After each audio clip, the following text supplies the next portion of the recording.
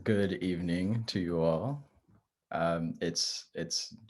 We just entered the afternoon for me, so I'm gonna keep it brief because I know everyone values sleep in these very strange but interesting times. So my name is Hyperion Sake Ver, and I am currently speaking to you from Narragansett and Wampanoag lands in what is also called Rhode Island, a settler state. Rhode Island is located in the colonial and imperial state that is the United States of America, this region of the world, these continents. This particular continent is referred to as Turtle Island by the indigenous of the continent. I am very happy to be speaking with you all. I don't often come out of my hole to share anything with folks. I have a particular relationship with media and rhetoric that encourages me to be incredibly responsible. But when I was asked by Giannis and the Stasis Political Diversity team to participate in this manner, I was thrilled. As you all heard, Giannis and I have a deep, deep relationship, friendship, and have developed that over the last 5 years. And I cannot say no to kin. So my talk today, I'm just gonna share, and I say talk because I don't really want this to be a lecture. I'm interested in it being a conversation, so I'm gonna talk to you for a little bit, but I'm interested in engaging afterwards in the Q&A section. I'm gonna share my screen. Give me a moment.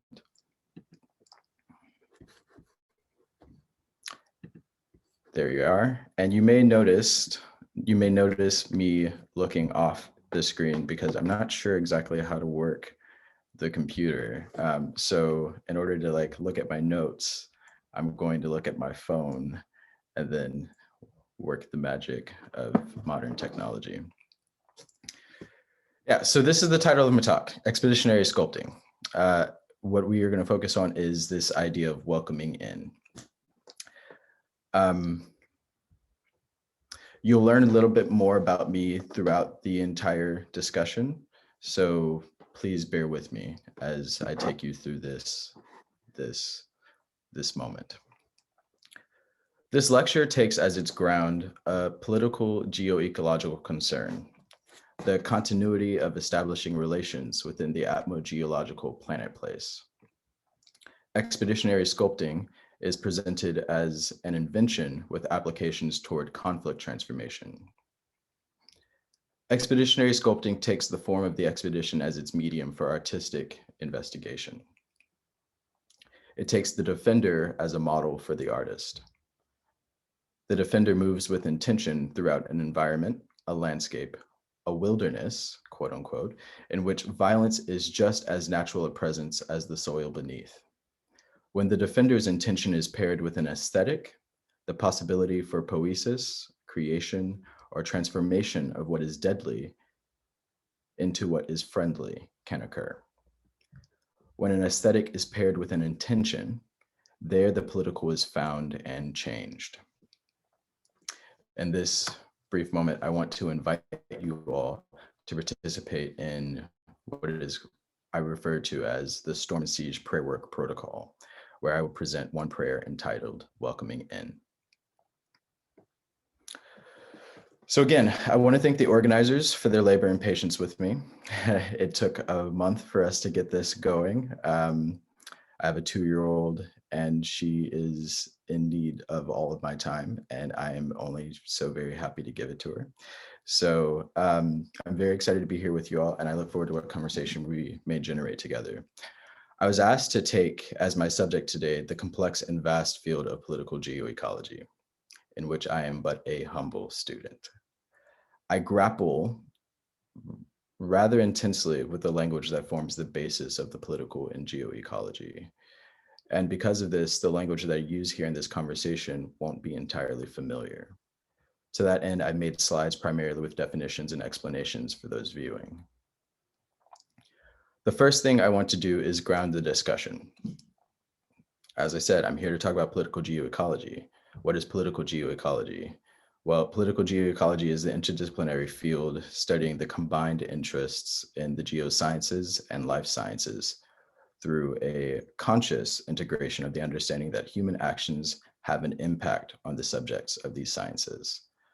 Political geoecology is geared and utilized by state powers to make knowledge useful in identifying and manipulating security concerns and solutions. Full disclosure, I study planetary science with what is called a traditional ecological knowledge lens. My goal is to develop language and narrative practice that funnels modern Western scientific knowledge and insight into channels that are actionable by Indigenous communities seeking to survive beyond and independent of a state. I've studied the obstacles preventing the general human being from making kin and experiencing belonging. This is a decolonial study that continues to this day. Belonging is as sunlight. It is needed to affirm life. Coloniality blocks the sun for many. Thus, decoloniality unblocks the sun, granting affirmation for all life, not just that prioritized by the colonial power at hand. This is decoloniality for me. Decolonial practice helps dismantle our understanding of absolute power, but it's not where we stop in the analysis. My study is abolitionary. This means that my work in learning seeks to uncover and dismantle the pervasive sentiment of fear that grants material and capital force to communities that capture and enclose to create order. Abolitionary is fearlessness in response to those forces and communities. I was born on the Pacific coast of Turtle Island and raised in what is Texas by a Gullah Hungarian sailor and a Takaba Louisiana Creole earthquake insurance specialist. I grew up on traditional Takaba coastal plains along the Gulf of Mexico. I am a Sea Creole Takaba territorial scholar and artist. I am a queer Afro-Indigenous parent working for the last 16 years in Black and Indigenous ecological defense on 3 continents. Recently, I became the Community Conservation Co-Director for the Northeast Farmers of Color Land Trust, where I am focused on building the spiritual capacity of Northeastern anti-capitalist and anti-imperialist land stewards and artists through ceremony and administrative arts.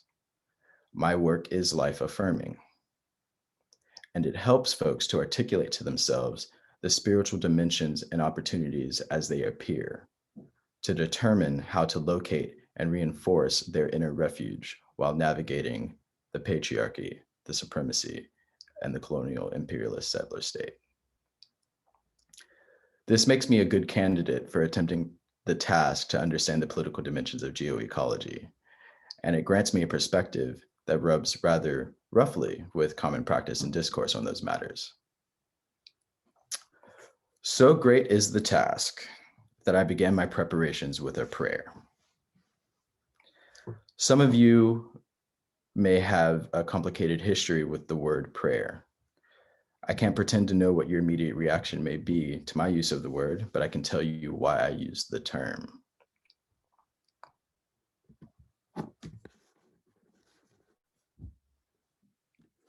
Just move the zoom. There we are. I am using prayer because I intend to impress upon you all the sheer force of the audible, the oral data your mind is registering as language, the sonic phenomena that alights your brain. And if you listen, and I say listen, because listening is an action of transformative power, you may begin to resonate so strongly with the glory of it all that you and any order you hold on to falls away, and all you are left with is the resounding quality of your beating heat, heart. So later in this discussion, when I speak the prayer, hear me and take it as an example and a result of my grappling with the language that forms the basis of the politic in geoecology. This quote that you see here is from Dakota scholar, Vine Deloria Jr., and it's found in his book, God is Red. It states, "It is becoming increasingly apparent that we shall not have the benefits of this world for much longer. The imminent and expected destruction of the life cycle of world ecology can only be prevented by a radical shift in outlook from our present naive conception of this world as a testing ground to a more mature view of the universe as a comprehensive matrix of life forms. Making this shift in viewpoint is essentially religious, not economic or political." I'll let that sit for a second.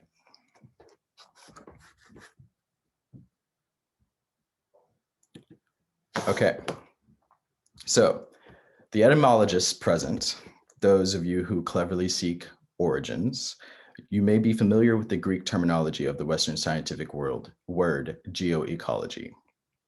If broken up into three anglicized Greek terms, geo means earth. Eco comes from the word oikos, which means home, and ology comes from logia, which means communications or discourse. And in the modern sciences, it often means study. This idea of logia intrigues me a great deal as we are participating in a discourse, communication, and I'm sharing something of a study. And I might argue at another time that these may in fact be the sole fruits of Western intelligence. But first, I want to present a question. This is the primary political geo-ecological question related to the work that I'm doing most days. And what I'm going to do is stop sharing the screen for a second because I'd like to put this question in the chat for everyone. Okay.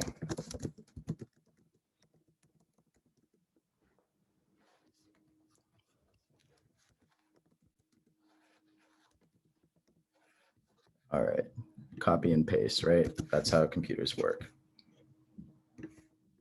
No need to type. All right. So check out the question, let it stew, because we're going to talk about it a little bit more. All right, so the question, how do we unmoor our aesthetic sense of the word world from a politic that wishes to undo that world? It's not a question to be answered by the highly prioritized and celebrated experiential knowledge-making practice that is contemporary silence alone, or at least this is my thinking. So I created a way for me to think through the conflict inherent in this question, a way to think through my atmogeoecological planet place. By atmogeological planet place, I mean the Pona Hakeola, the chaotic whirlwind of life presented in the Hawaiian creation legend, the Kumalimpo. The atmosphere shields our breathing, allowing us long-term but temporary access to inspiration. The geo, the earth, grants us forms with which we must make a home on this wandering place in which we are situated.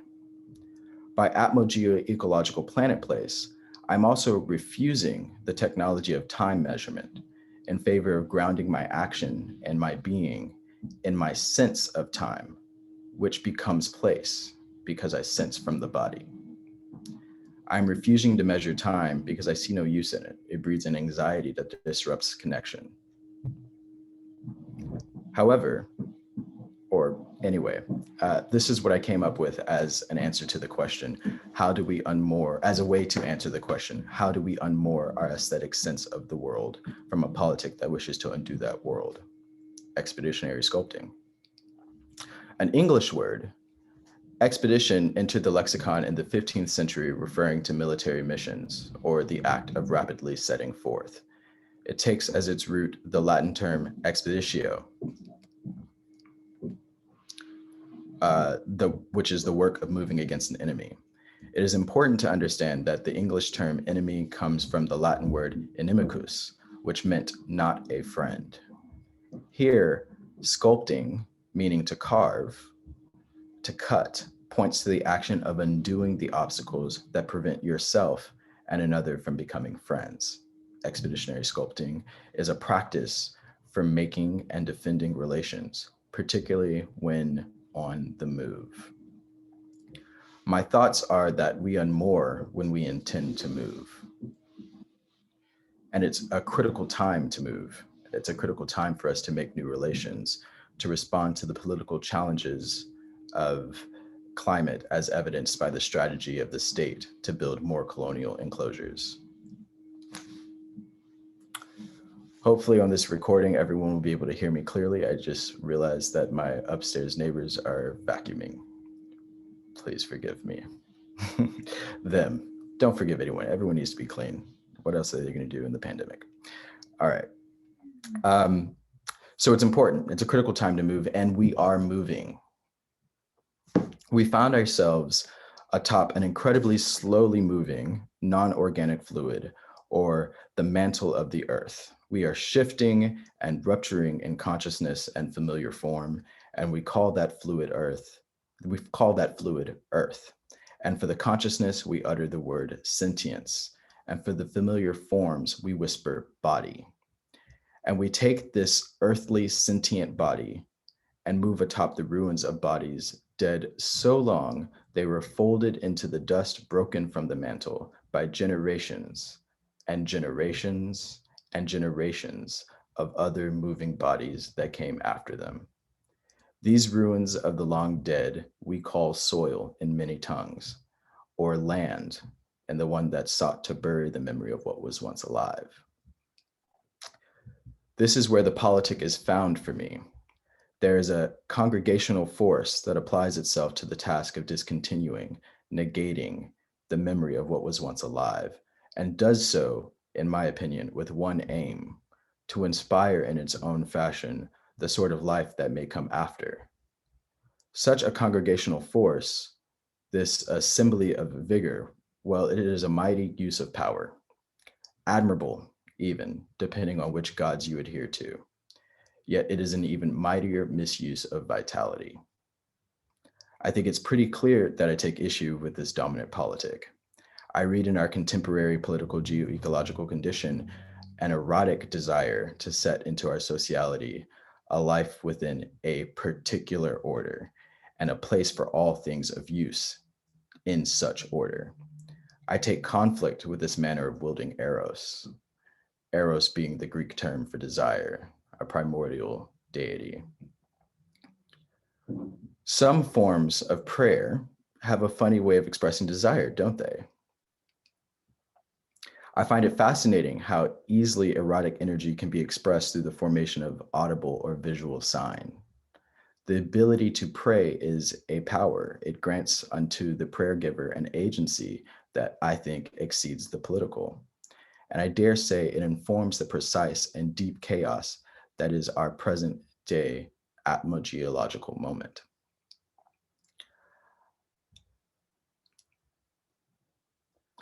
I will not let it be denied that the displacement, dispossession, and sheer magnitude of life loss, due in part to the deeds and prior movements of the Vatican, combined with capitalist planning, has directly contributed to what many now call a crisis. We have much labor ahead of us to undo the work done by the hands that felled trees to build dams, to undo the pain caused by the hands that mixed elements caused by the hands that break the mantle of the earth to fill empty rooms and our bodies with plastic. Surely some of those hands were clasped together in prayer before such devastatingly ignorant deeds were performed. So, in my expeditionary sculpting practice, seeking a way to unmoor an aesthetic, I began with prayer. I said, let prayer work that seeks wholeness for all undo prayer work that seeks pieces for one. Let prayer work, or the work That is prayer with intention on the proper circulation of the body's participation in the atmogeoecological planetplace. Answer: prayer. And so I pray quite regularly through action, so that the dispossessed, the displaced, and the cosmically unorderly may have a life, a ruin, and a vitality beyond what unearthing they may have and continue to endure. My prayers are a significant part of my work to defend the continuity of practices for establishing relations of all kinds within our atmogeoecological planetplace, especially those practices still sheltered by my indigenous kin throughout the world. I see the prayer work as the means to reclaim the sovereignty possessed by your body and express your individual and unique response to the sensory information present in any and every place where you find yourself. This sensory sovereignty, I think, shifts the understanding of the political and the aspiration to power, bringing one to a place of rounded being and contentment with what expression that being affords us. I see prayer work as one of many tools an expeditionary sculptor may use to craft a shield capable of keeping some being whole, despite the slow violence of our contemporary political imaginary. I think I need water, friends.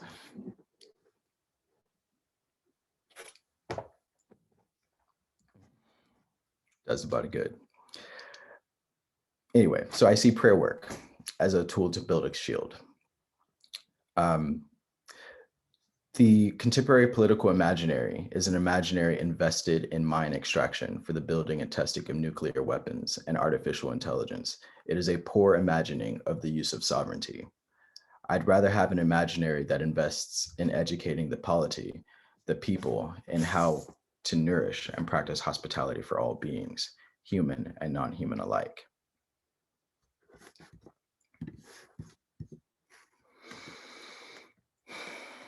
I see prayer work as the logia, the communications portion of the work of Geo Ecology, or in fact, expeditionary sculpting. A prayer that does not misuse vitality is a prayer that respects all agencies. Such a prayer is the appropriate medium for interfacing with the geo and the eco, the earth and the home. Prayer is how we find ourselves and how we make the earth a home. It is how we find comfort in our thirst for water. It's hilarious. And how we build resilience in a time of war. It is how we may hold space for the unorderly nature of the trickster spirit, the change that sweeps us up and spins us about, the pona hakeola, the chaotic whirlwind of life. It is how we welcome the storm, how we take the enemy and invite them to become the friend. So, I want you all to find a space within yourselves in which you can hold the line, in which you will find this line, you will take hold of it with your imaginary or spiritual hands, and you will channel all the world. And you will then pull yourself along that line until you encounter an other.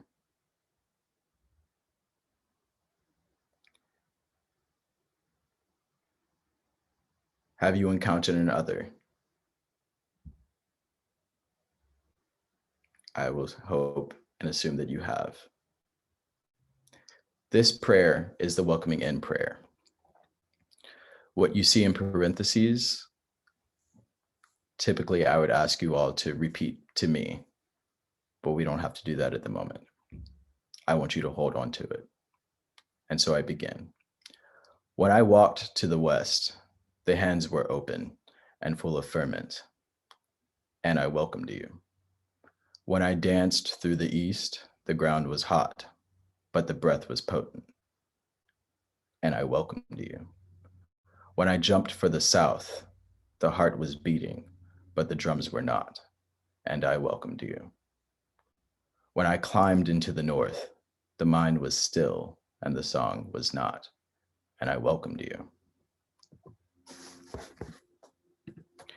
I welcomed you from the storm of many, sought you out and made you plenty.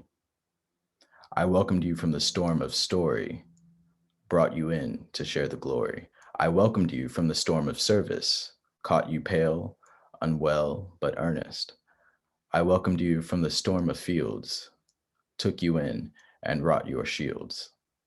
I welcomed you then, and I welcome you now in your flesh. I kiss your brow, and the storm that made all storms, I grant you peace in all its forms. Thank you all.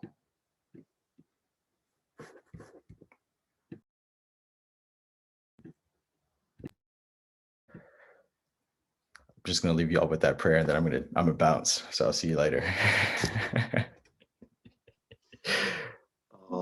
Thank you, brother. Thank you, friend. I see already there are hands rising, and yeah, please, Nora, shoot.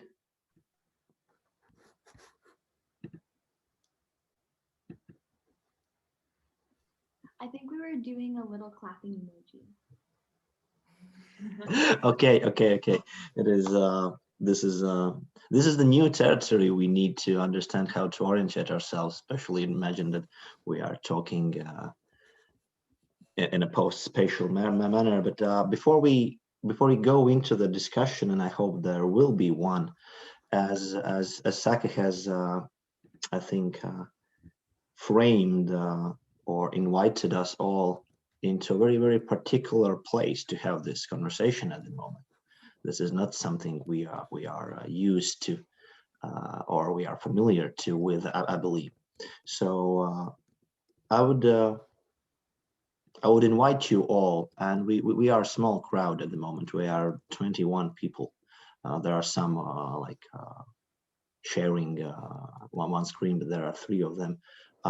Please, it's very, very important for us to go forward.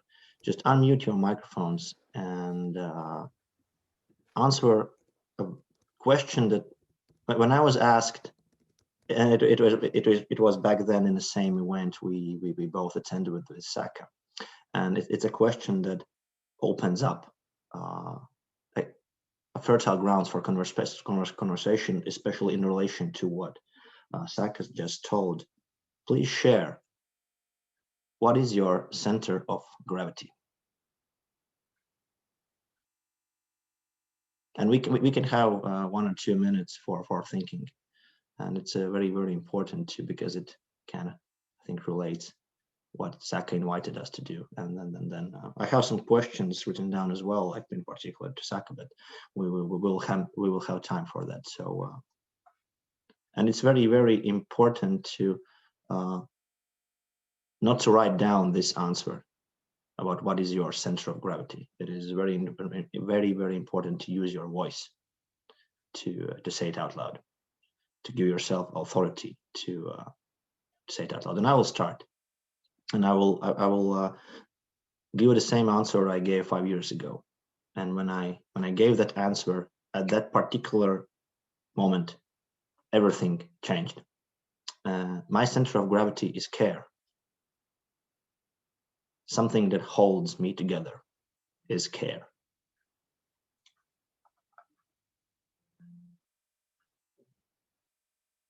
And we can do it also in a manner that I can go forward. And Tina, please help me. Tina, what is your center of gravity?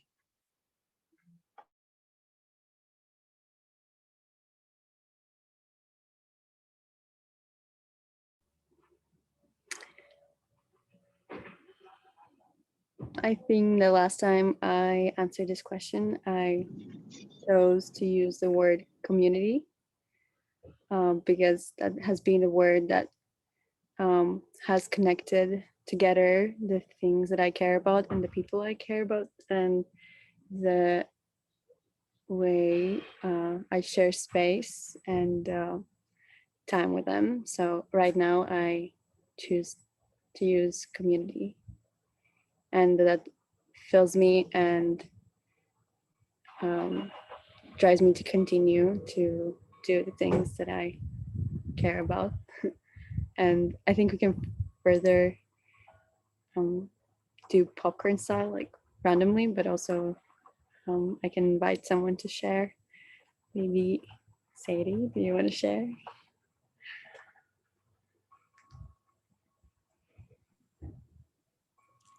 I've been thinking a lot recently about how to make responsibility my center of gravity. I think acknowledging my responsibility to myself and to others and to connection is really important. And I hope that I can keep growing in that sense and understanding what responsibility means and how to best be responsible to the people and places that I really care about. And I would invite Paloma to share if she feels ready to.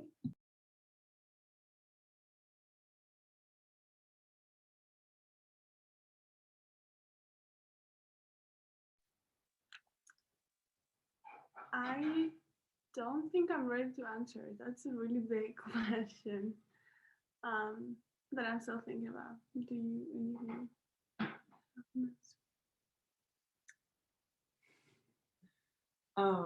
As I was thinking, as I heard the question the first time of like, what's your center of gravity, right? I was not sure how to answer. Like, would it be like one word or like a sentence or like a space or a feeling, or I didn't know like how it would be shaped. But after your example, Janice, I think it kind of gave me a hint of something that I've been resonated a lot for like a long time. I think for me it would be right now both passion and love, and both of them in a way that they enhance each other, and like loving what I do and where I am and the place that I share with everything around me, and like channeling my passion with the things that I do, and at the same time carrying the love, and with every action trying to show even just to myself those two things. I guess that's my answer for now. And I guess I will invite read cards, because I think you've been raising your hand for a little bit. Okay, hi, thank you. I'm just gonna take off the mask for a while so you can hear me better. The instant answer to Jana's question was I had this all of a sudden feeling in my gut. So my answer also would be it's the gut feeling that is my what center? I forgot the gravity center. Yeah, and that was just a quick answer. But whatever comes from the gut, either it's love, either it's care or whatever, it's the right thing. So I would say my gut is my prayer. Thank you.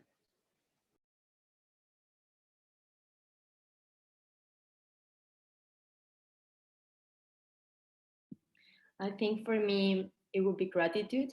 I think I've been wondering a lot this week, especially like actively thinking of identity and sense of belonging. And there are always new questions, or maybe the same old questions that are kind of existential that arrive, and the answers keep changing. And just having a sense of gratitude for wherever I am and whoever I'm becoming makes me feel like my purpose and what I'm doing makes sense, and what people around me is doing also makes sense, and I just need to trust that they know what they're doing as well. So I think that would be for now, yeah, what I think will be my answer.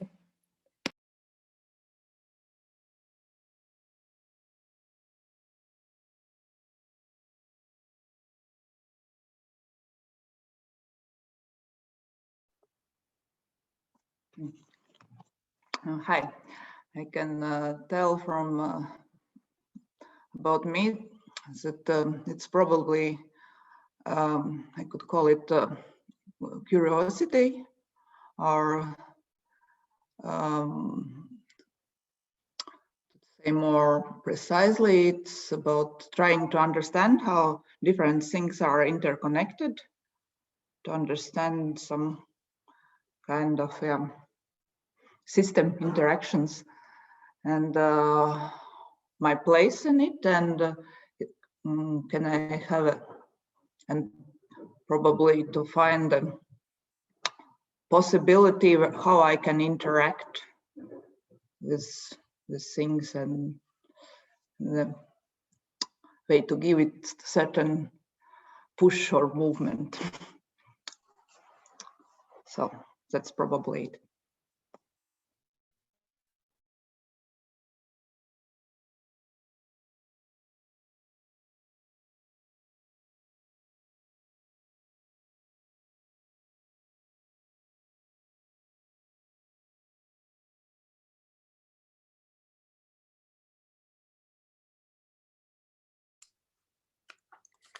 Okay, hi everyone. It's amazing to see people from everywhere, and yeah, that's amazing. And my center of gravity, the first idea was only love, pure love, and that's all. Because no, I think no questions there. But then I started to think, and I want to add one more word with letter L, and it's light. And my center of gravity is light and love, because I think these are very important and very, very, yeah, very, yeah, important energies in people relationship, in world, in yeah, in art. That's why light is something what we have to appreciate, and that's why I'm putting it together with that biggest and most important thing, love. Yeah, that's all. And I can ask maybe Zane, Karlene, maybe you. Okay, I hope you can hear me. I'm not used to this. So I was thinking, and I like the word that came to me was belief. Belief, like from all kinds of aspects, starting from the belief that I have within myself towards my my place in this world, and towards the road that I'm choosing to do, the belief that I have for this world, for the community that I'm building, for the people. Yeah, I think it includes a lot of things, but yeah, the most important probably is just it. Yeah, it grounds me definitely, believing in myself first, and then all the other things. And I could maybe ask somebody, or no. What about you? Hello. So my the word that came for me was hope, because I hope for better things. I hope for my job to get somewhere else that it's right now. I hope to see my friends and family. So yeah, that's the word for me right now. And maybe somebody else wants to share their thoughts.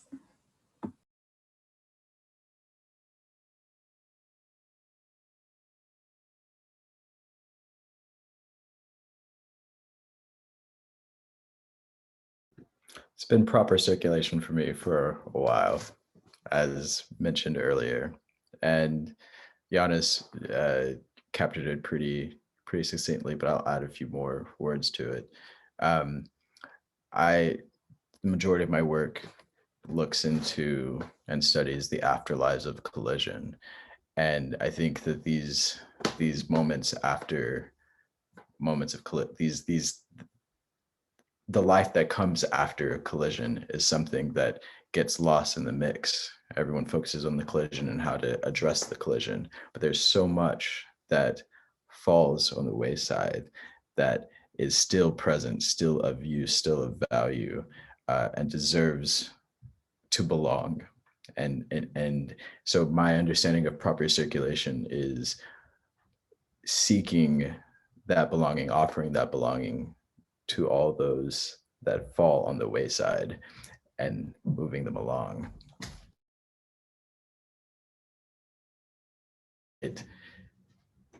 Giannis and I, these care and proper circulation emerged just back to back to each other. And I don't want to, I would be remiss in my sharing this with you if I did not recognize that it is paired with care. All right.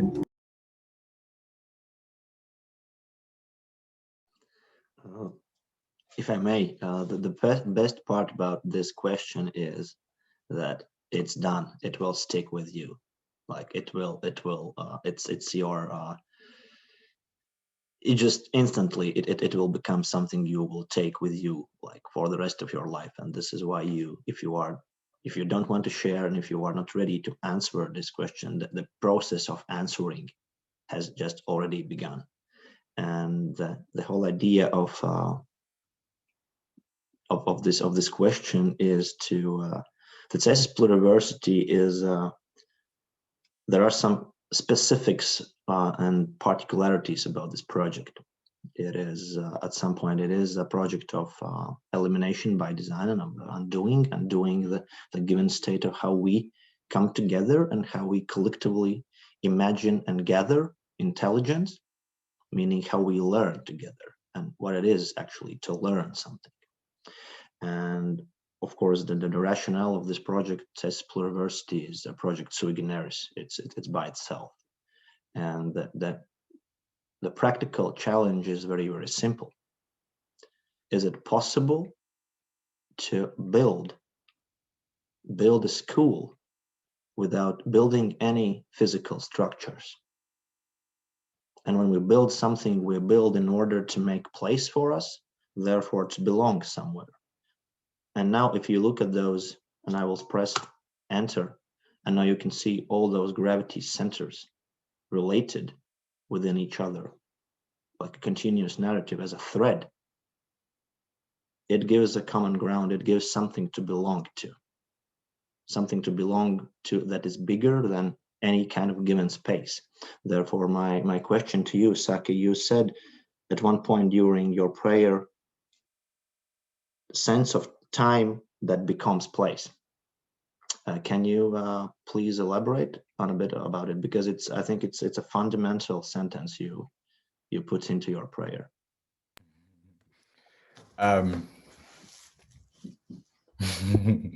Yeah, absolutely.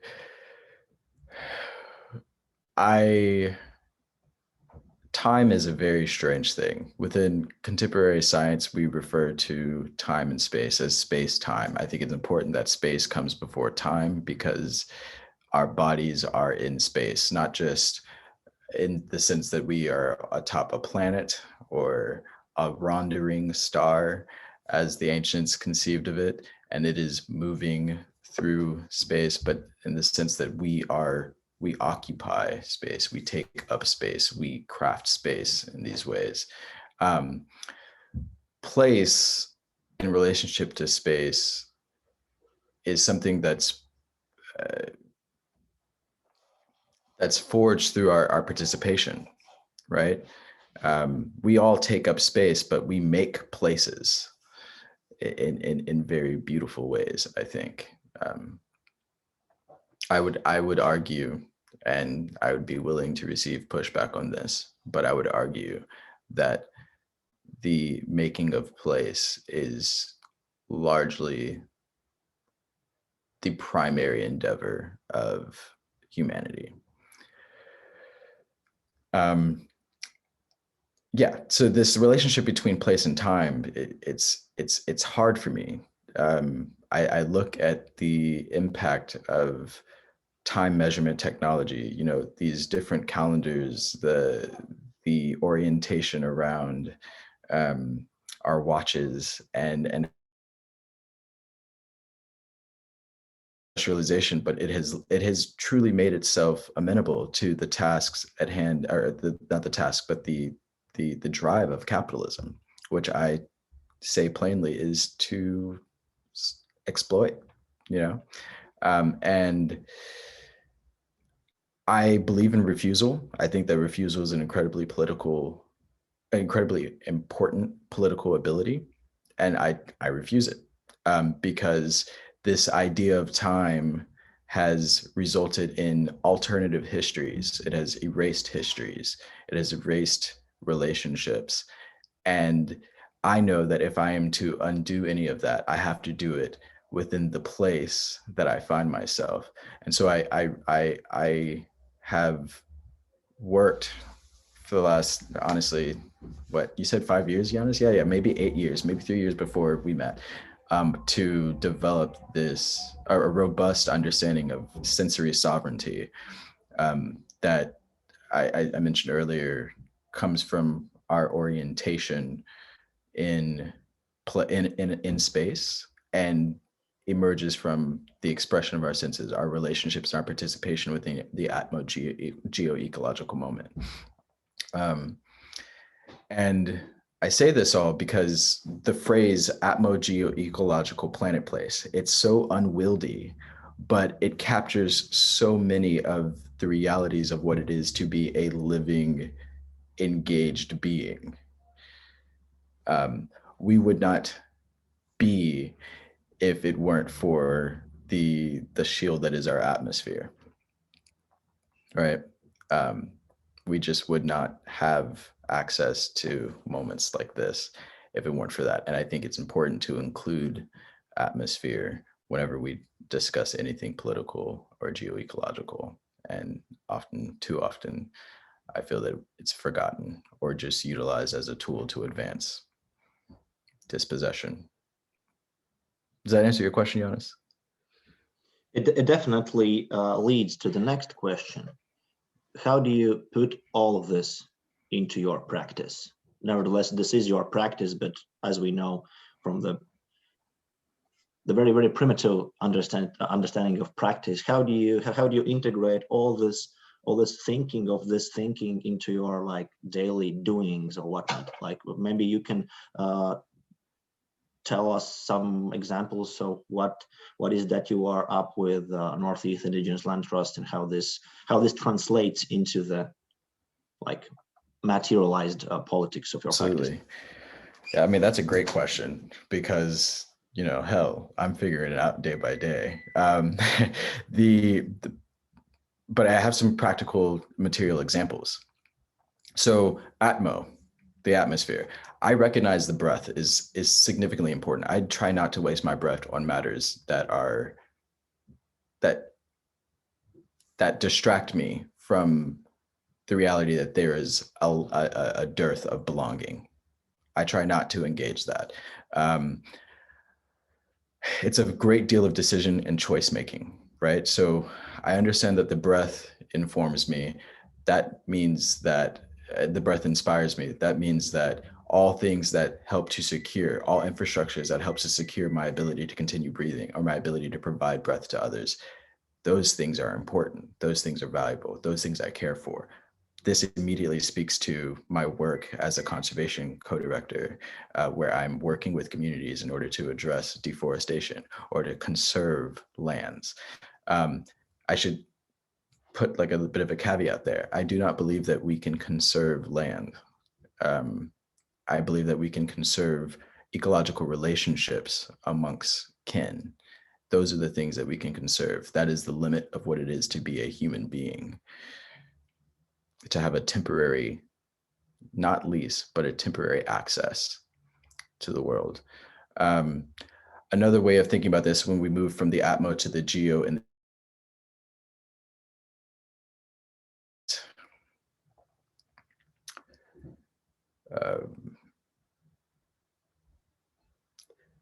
it is a illusion, I believe, for that has pervaded and continues to be pervasive, that we can own land. That's a silly notion. It's a very silly perspective. And so I'm currently working with a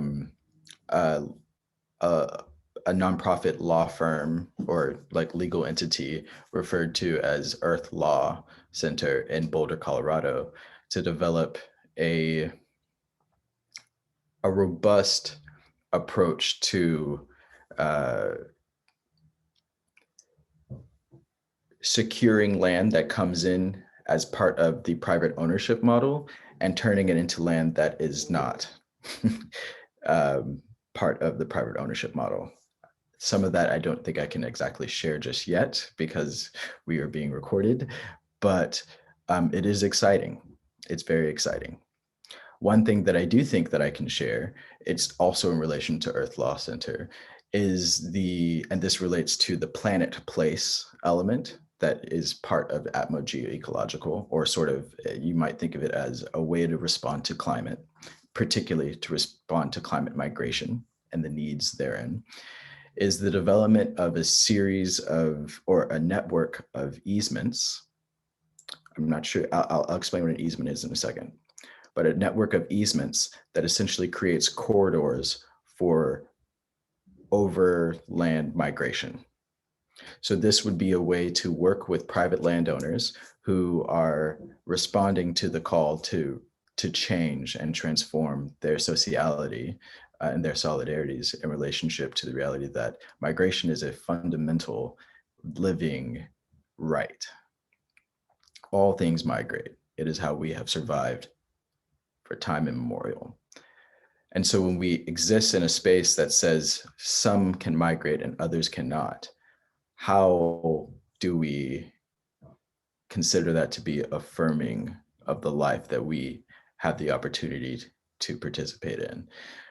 So those are two things. The last is really related to the prayer work and expeditionary sculpting. So I currently operate, in addition to my community conservation co-director title, I'm also what's called the Terran Shield. And this gives me the opportunity to engage in very traditional institutional environments with a non-traditional perspective. So as an artist, as a designer, I've developed a series of protocols and a series of actions that allows me to stimulate and ferment the cultural condition that allows us to make forms that are legal, perhaps economic or social, that advances some of the things that I've shared with you here, advances a sense of belonging. For example, I think that the state crafts a disembodied understanding of belonging. People believe they belong to a state, but they have no sense of place. The state runs on a particular time. And that time displaces, that time disrupts, but place always heals. Placemaking always shields, right? So anyway, as a Terran Shield, I have the opportunity to stimulate and ferment some things. Some of it actually related to real fermentation, which Giannis knows. I enjoy fermentation. And some of it deals with this recent project that I'm working on, which is entitled Storm the Vatican. So something to know. Giannis is laughing. Something to know. According to our reports, what's out there in the world by people certainly more informed in the historical condition than I am, the Vatican is the largest non-governmental landholder in the world. If we are, good students of history, we might be aware of why that is. And I don't think I need to get into that conversation just now. But I think that the Vatican should come up off of it. I think that it doesn't belong to the Vatican. I don't think that the Vatican is in a position to steward the land, these soils, these ancestral connections in ways that others are well primed and geared to do and remember how to do. So this project, Storm the Vatican, is, and in fact, my invitation, my welcoming in was for you all. I was going to send something to Giannis to share with you all later. My invitation is for you all to participate in this, is a series of interviews and other sort of engagements to come after, starting with the initial question: what obstacles need to be overcome in order for you to join, contribute, or participate in a pan-Indigenous solidarity force that lays siege to the Vatican? It's a speculative question. It's a speculative world. These are, as my partner says, unprecedented times.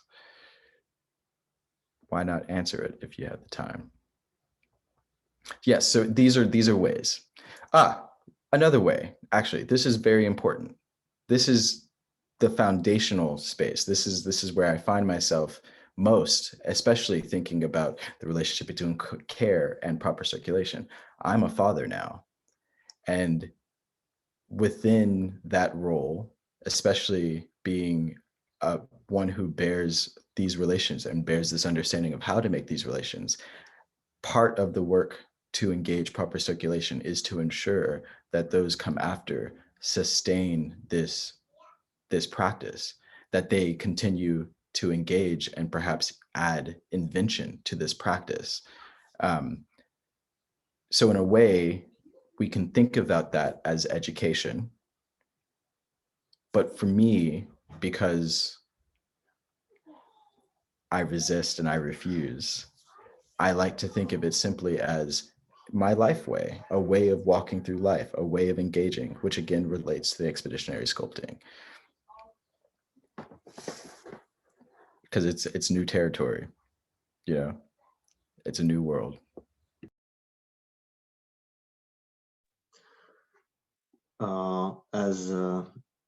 As you proposed, I know, Saki, for a while you take your politics and praxis pretty radical, and I respect you for that.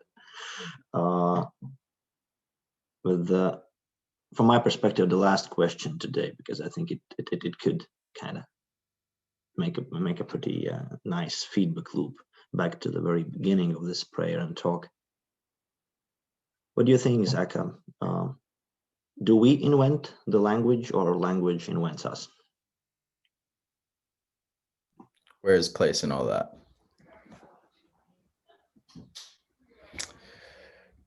I think that, I mean, it's a challenging question, right? But I do have a pretty straightforward answer. I do think that language invents us. And I think that there's a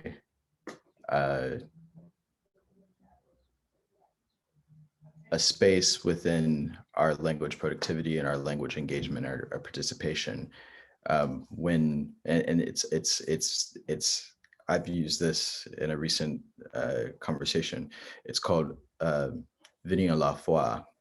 I'll type that into the chat bar. La foi. It's a moment where the language escapes us, or where we flee the sort of temporal moment that has been imposed upon us, when we begin to imagine something different. Some people refer to this as a daydream, but within my traditions, it's a very respected moment. You know, even if someone is slacking and they have a moment of venir la foi, like, we give them that moment because we know that they are contributing, pouring their drops into the ocean that becomes a world for us all at a later time. I think that me being able to offer you this bit of language comes from the fact that people made place that allowed for that language to emerge, which is why I asked the question, where is place in that? because we take up space, and then somehow through our bodily engagement, we make place. Language comes after that. But I do think that there are plenty of places where we are left to the devices of languages. We are toys for some languages. The reason I asked you this question about whether language invents us or vice versa was that I think more than half of you, when answering the question about the center of gravity, used saying that this word or that name came to me. Therefore, it might be the place itself, the language. And this relates strongly to the whole project of Thesis Pluriversity, where we focus enormously on exploration of language we actually can or reconfigure or remake the use of the language in a way that it enables a different place to emerge, being this school we call Thesis Pluriversity. Therefore, I think it is a challenging question, but not all questions should be answered like in a direct manner. And in Thesis Pluriversity, we take this approach of learning events, lectures and presentations and talks and prayers to explore the potentiality of language within framework of that question, whether language invents us or we invent language and therefore make places, or places make us, because as we know, place is not something we add to the space. It's a very, very I would say dumbed down approach to understanding or getting to the place where the place is. So I'm inviting all of you to use the time we still have left, some minutes, to either to comment or to make a critique or ask some things to Saka. And while you are thinking about your comments and what you want to share with us, maybe there's something just you want to share with us so we can connect to it. This is also a very important turning point for Thesis Pluriversity. Nevertheless, we've had previously some learning events and lectures in a language we call English, but we are this year we are stepping into this thinkosphere we call internationality, or different domains of thinking and knowing. Therefore, we hope that the world will learn quickly and meaningfully enough to cope with the pandemic situation. Therefore, maybe not this year, but the next year, we can all meet somewhere in the world and to continue this, because this is the project in time to overcome obstacles laid before us by the formal education, which I won't go into that discussion. So feel free, if you have anything to add or to ask or to comment or to just share your feelings. What do you feel? This is what we discussed with Saka before the lecture. We are so focused on what we need to learn, what we need to understand, what is knowledge, what we need to know in order to learn something or to understand things better. But within this whole framework of formal education, I think we've lost the sense, not only the sense of the place, but the sense of feeling something, of sensing something. So this is a extraordinary, safe and secure place for you just to share. What do you feel at the moment? And maybe it helps us to better understand how to focus on sensing each other even better in the next or upcoming events. So yeah, please seize this space. I think I want to share some thoughts about sensory sovereignty. I've been engaging through this past from the start of the year a lot with texts and thinkers that go beyond linear time of understanding, and I'm starting to grasp what it could mean to think in repetitive and non-linear and circular ways, but yeah, at the same time, when we ask the questions of how it comes into practice, and it's really challenging, but I think it's also really meaningful when you start to understand, for example, in how many ways linearity comes in, of seeing your life as a projection where you need to go upward, or growth, or the way capitalism is built, to in that understanding and how we relate to each other. And yeah, just maybe, I don't know if you want to comment on it, or yeah, I'm just sharing that, how realizing how hard it is to even understand or start thinking about those processes in a different manner, because time is a concept that I feel in most of the cases is taken for granted, and just in one thought of this linear, and yeah, like exploring time in different ways and how it feels.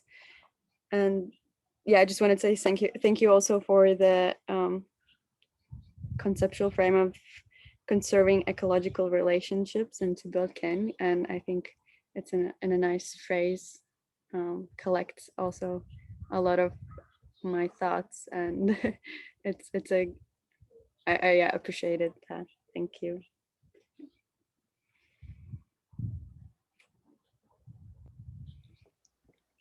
Thank you.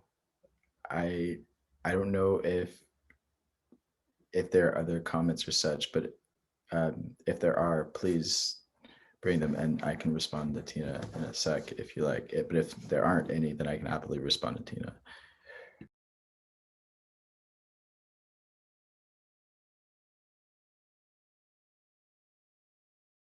Okay, I'll respond.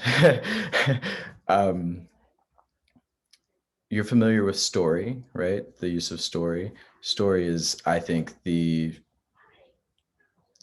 I think story is just like all around one of the greatest technologies we could ever cling to.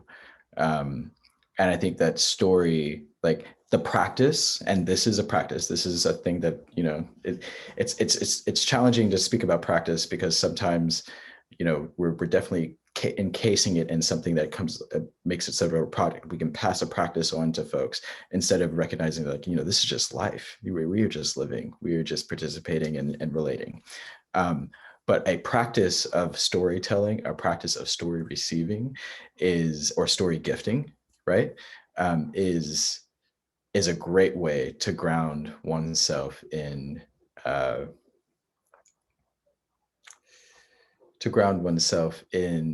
this circularity, or this or as I say the circulation, right? It's a great way to ground ourselves in this, and to understand what is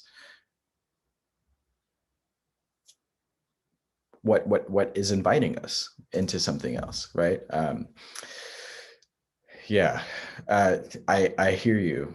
Time is a very strange and splendored thing, and I don't want to completely throw time out as a referent, or as a presence. I just want us to shift our understanding that what we perceive to be time may in fact simply be a temporary space that we occupy and that we can forge relation in. But yeah, more on that some other time. I think you and I are connected, aren't we? Yeah, we should talk. Definitely.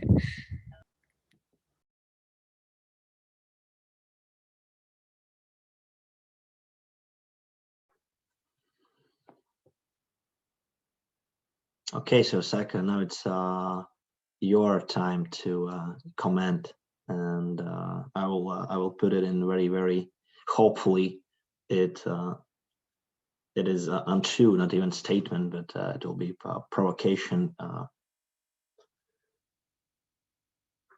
What would you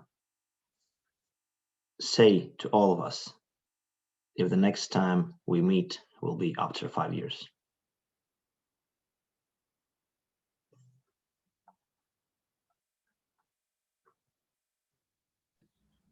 It's a provocation for sure. What will I say to you?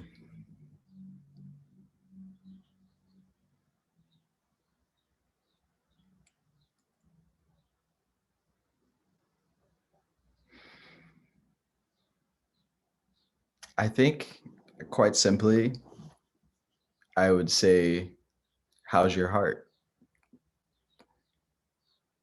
Yeah, that would be, especially after 5 years. Especially after 5 years, how's your heart? Um, hmm. uh, Perhaps it's funny, you know, when you have the opportunity to respond and you just see how rigidly conditioned you are in your beliefs and your way of being and engaging the world, but it's also incredibly comforting that that would be the way that I would engage.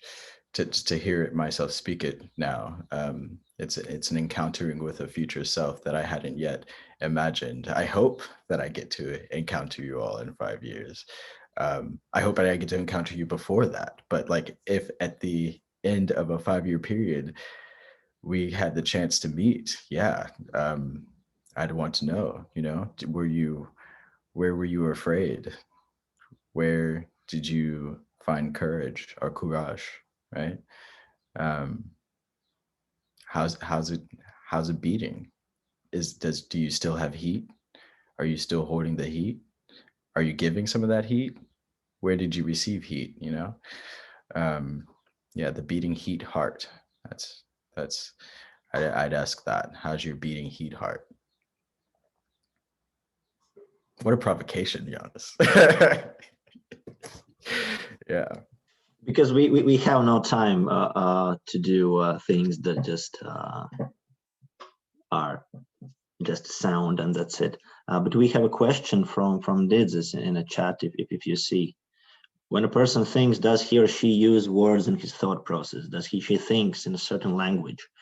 What language trilingual person use while thinking? Or it is the objects and concepts or ideas and values that are used? And I think it is a very, very good question.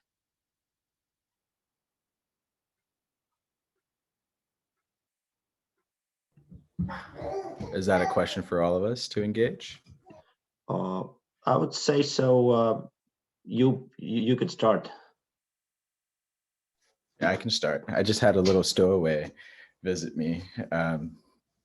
Yes, I can start. I think that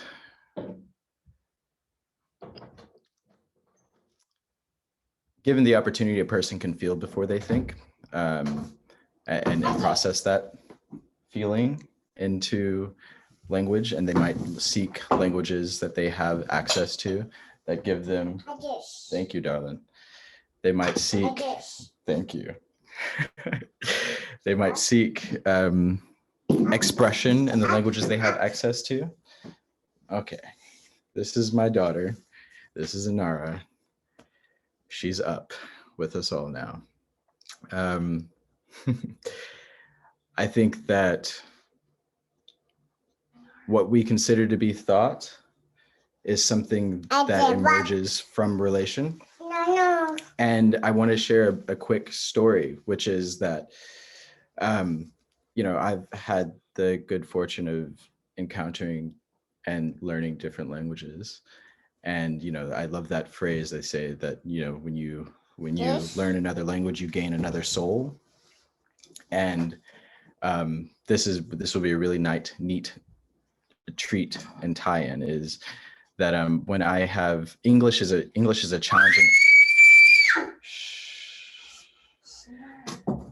challenging language from which to forge relation. And once I bumped into a tree, hold on one second, please.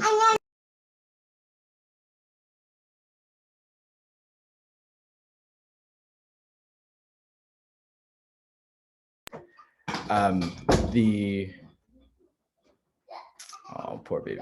She's upset. She's got to get changed. I bumped into a tree, and instead of saying sorry to the tree, I spoke another language. That because that language was a space from which I recognized greater respect, and I could communicate that respect. The tree was not bothered. I don't think. I'm small of stature, but I thought important to demonstrate that respect, and that was without thinking to switch into that language. That was an immediate response. That's my response.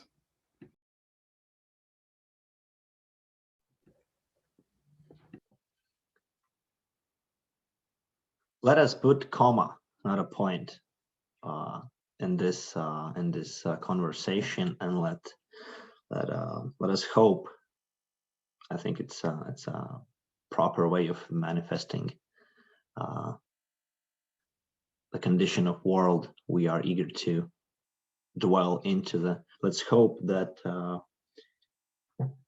there's still some intelligence we can gather collectively and individually to get us through the times we are in, and let us hope that there will be a chance when all of us, because I think we have established some relationships already at this moment. Nevertheless, it's completely through or via the virtual space. Let's hope that we can meet and greet each other and hug each other and discuss things that we keep close to our heart and our gravity centers. Let's hope that we could, in the nearest or further future, discuss our gravity centers and physically meet in our central annual event we call Summer School, though it's more like a plein air.